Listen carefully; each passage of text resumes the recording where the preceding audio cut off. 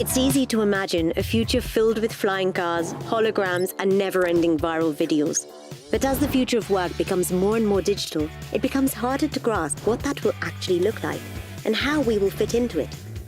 We have the opportunity to say, what is it that really takes the most advantage of people's ingenuity and creativity? There's always these moments where technology has forced us into a different direction. And in most cases, it's been positive. You can think of robots and AI as helping you to remove the most redundant parts of your day in your life so you can focus on the higher level thinking. I'm excited about that future.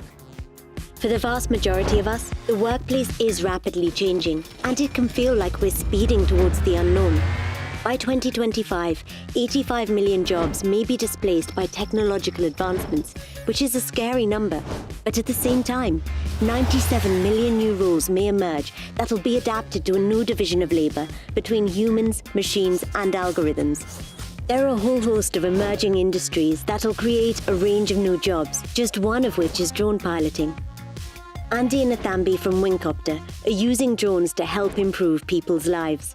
We are currently optimizing supply chains in Malawi, specifically delivering medicine. Transit is not possible through roads. So drones come in and help poorer and less advantaged people have access to medicine. And what's really interesting right now with the drone industry is we're seeing drone academies in Benin and Sierra Leone that are essentially addressing the skill gap in Africa when it comes to this high-tech technology. So I see drone technology being such an emerging market that allows for opportunities, not just in piloting, but in maintenance, in auxiliary staff, and in other sectors. For many people, automation is a scary word, because they think of machines that are essentially taking away their job. What we all have to realize is that through technology, we are actually going to have better standards, better skilled jobs, more opportunity, and traditional jobs will transition into new and more exciting jobs for the future. Andy and Nathambi's work is representative of many of these new roles, taking machines and making them work for us.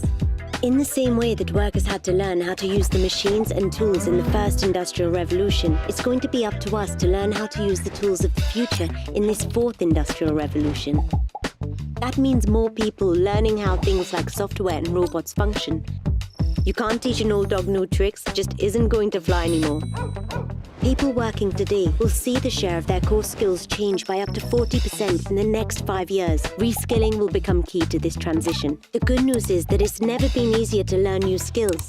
Many companies are prioritizing training to build a secure future for themselves and their employees, with 2 out of 3 expected to see a return on investment in reskilling their workforce. What's more, the internet has made self-education both accessible and affordable. Christo set up creative education company The Future to help people make a living doing what they love. Everything that you want to learn is available on the internet, and we can explore in ways that are very low risk to us. Because imagine the old approach, which is I have to submit an application to university or college. And so that means there's a whole bunch of prep work I have to do. And even for some people, the admission fees and essays, the barrier to entry is just too high. In this way, I think, especially with all the resources, workshops, courses, ebooks, training, one-on-one mentorship, peer groups, all that kind of stuff, that's available at very low cost. So you can dip your toes into something, find out if this is a good fit for you, and then decide this is where I want to do a deep dive. And you can learn at your own pace, which I love. Doesn't seem quite as scary now, does it?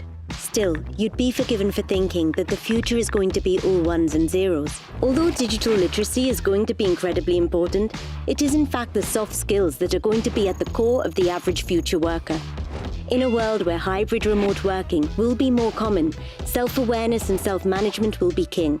Roles centered around employee well-being and community will become more important, and emotional intelligence will be necessary for managers to provide proper support and foster happier, more fulfilled teams. We may even start to see official certification of these softer skills, allowing for greater freedom to transfer between industries.